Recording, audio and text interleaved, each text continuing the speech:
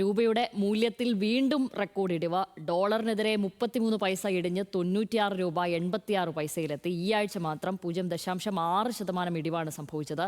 Crude oil വില വർദ്ധിച്ചതും പശ്ചിമേഷ്യൻ സംഘർഷവുമാണ് രൂപയുടെ വില ഇടിയാൻ കാരണമായിരിക്കുന്നത്. അഖില CP ആണ് വിവരങ്ങളുമായി ചേരുന്നത്. അഖില, അപ്പോൾ ഈ പശ്ചിമേഷ്യൻ സംഘർഷത്തിൽ ഒരു തീരുമാനമാകുന്നത് വരെ ഈ മൂല്യം, രൂപയുടെ മൂല്യം ഇടിയുകയെന്ന് ചെയ്യും എന്നാണല്ലോ നമ്മൾ മനസ്സിലാക്കുന്നത്.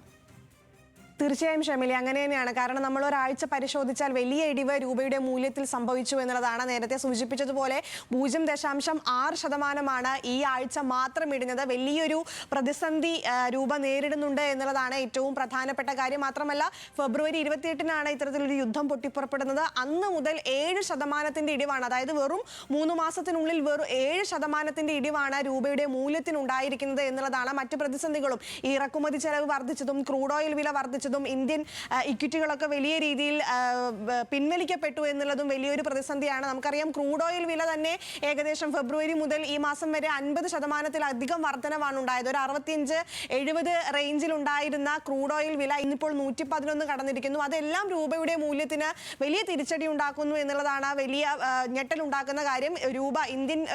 ഇന്ത്യൻ രൂപ മാത്രമല്ല, ഏഷ്യയിലെ പല രാജ്യങ്ങളും വലിയ രീതിയിലുള്ള പ്രതിസന്ധി നേരിടുന്നുണ്ട്. പണപ്പെരുപ്പം വരുമോ എന്നുള്ളൊരു പേടിയാണ് ഇത്തരത്തിൽ ഈ ഒരു രൂപയുടെ ഈ പല കറൻസികളുടെയും ഇടിവിന് കാരണമാകുന്നത്. എന്തായാലും ഏഷ്യയിൽ മൊത്തം ഇത്തരത്തിലുള്ള ഒരു പ്രതിസന്ധി നേരിടുന്നുണ്ട് എന്നുള്ളതാണ് ഷാമിലി ഏറ്റവും പ്രധാനപ്പെട്ട കാര്യം.